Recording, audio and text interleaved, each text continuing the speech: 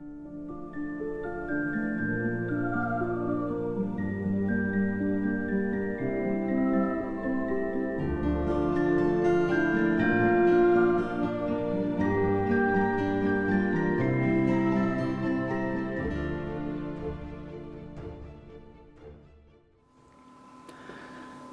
guys, I thought I'd just quickly take a look at this standby light. This light kicks in when the power goes out, or it's supposed to. And a couple of days ago the power went out and this light did not come on. So I thought I'd quickly have a look and see why it wasn't working. Now, the first thing, of course, that I wanted to do is just test the battery. Make sure that's at 6 volt. It is a 6 volt battery.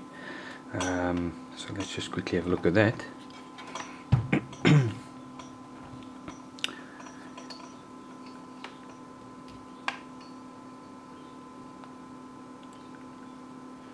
Okay, you can see there it's measuring 4.19 volts.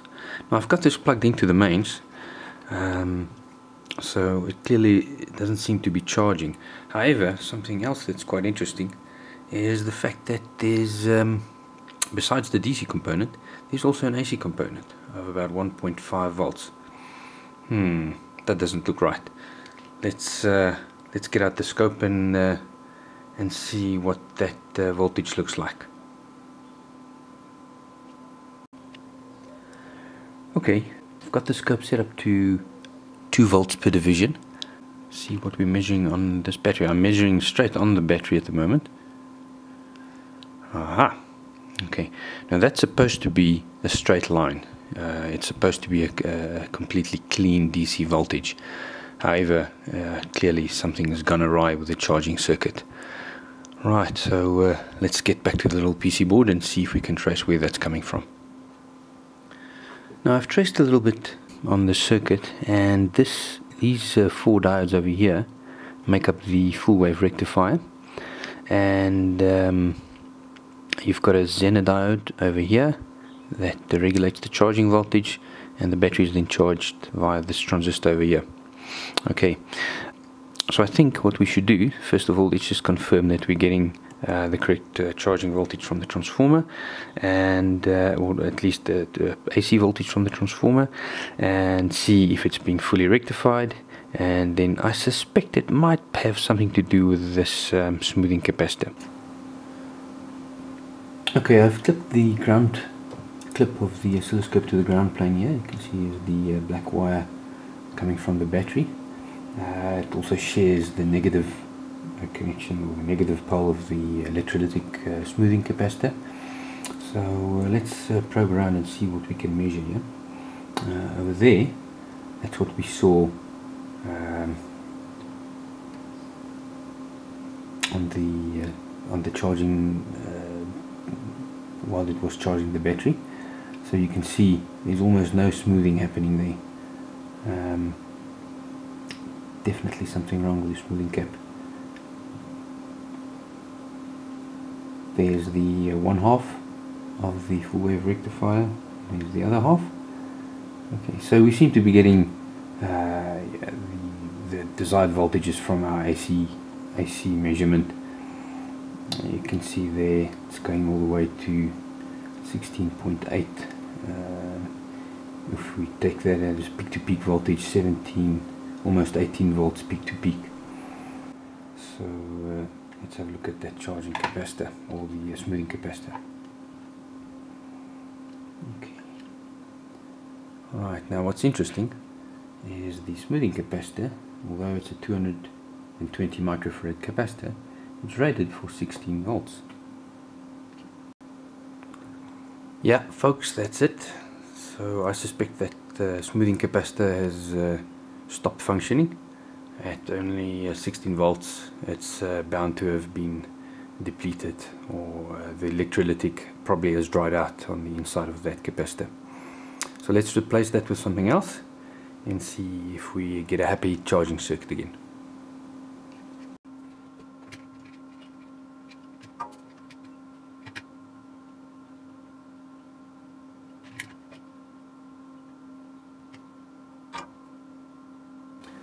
Alright, let's see if we can measure this.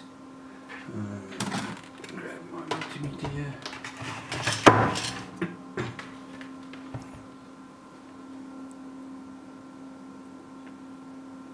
No, doesn't seem to be measuring anything whatsoever. This capacitor is definitely dead. So let's go to the parts bin and see if we can find something that's more or less similar. And just to make sure that it's not shorted out, let's quickly just measure the resistance, and as you can see, it's completely open circuit. It's completely dead, nothing there anymore. Okay, so the only capacitor I could really find was this 100 microfarad capacitor, and at least it's 35 volts, so it should be fine if we just use this as a replacement part. I don't have any higher values available, but I think it should be fine. All we really needed to do is smooth out that AC waveform after the full wave rectifier. Okay, so let's put it back in and see if we can get our circuit charging the battery again.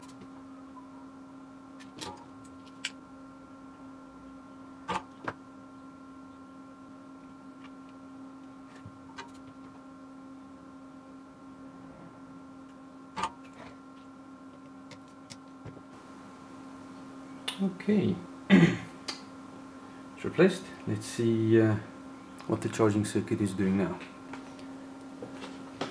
Okay folks, let's have a look at the ripple here. That's more what we want to see like. It's still got a lot of ripple on it, but it's currently charging the battery, so it's got a lot of load on it. But at least you can see there's some smoothing. It's not going all the way down to 0 volts and then coming back up. And let's just measure where the output towards the battery is after the regulation. There we go, that's what we want to see. It's almost a straight line, and you can see there about 7 volts DC RMS, and almost no ripple going towards the battery whilst charging it. Okay, so I've been charging this battery for about 3 hours now, but it seems that it's definitely not holding its charge. There you can see the charge voltage. It's around about 7 volts. But if I remove the external charge voltage, or the mains, I just unplug it from the mains, you see it just falls down to less than 1 volt. Okay, so this battery is definitely dead. We're going to have to replace it. If I plug it in again, no problems. So I'm happy that the charging circuit is working. I think just one last test that we should do is to apply 6 volts to the circuit artificially, just from a DC power supply, to make sure that the standby lamp is indeed coming on. Okay, I've connected it here to my bench power supply, and I've set the bench power supply to around about 6.5 volts there. And it's just connected to where the sealed lead acid battery used to be connected to. So let's just first turn off the light here, and let's remove the external mains voltage. Hey, no problem. Okay, right, so plugging it back in turns off that light. Basically means that all we have to do is replace that battery, and we should be good to go.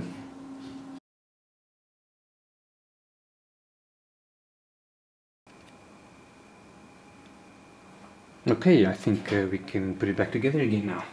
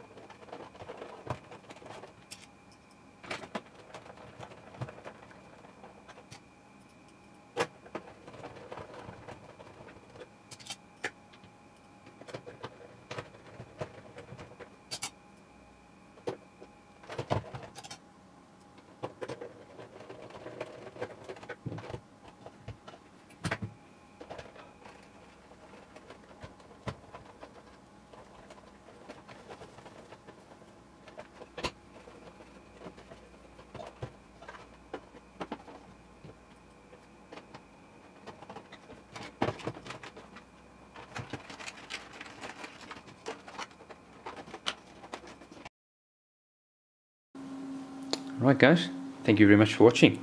If you like these kinds of videos, give them a thumbs up, and I'll see you next time. Bye bye.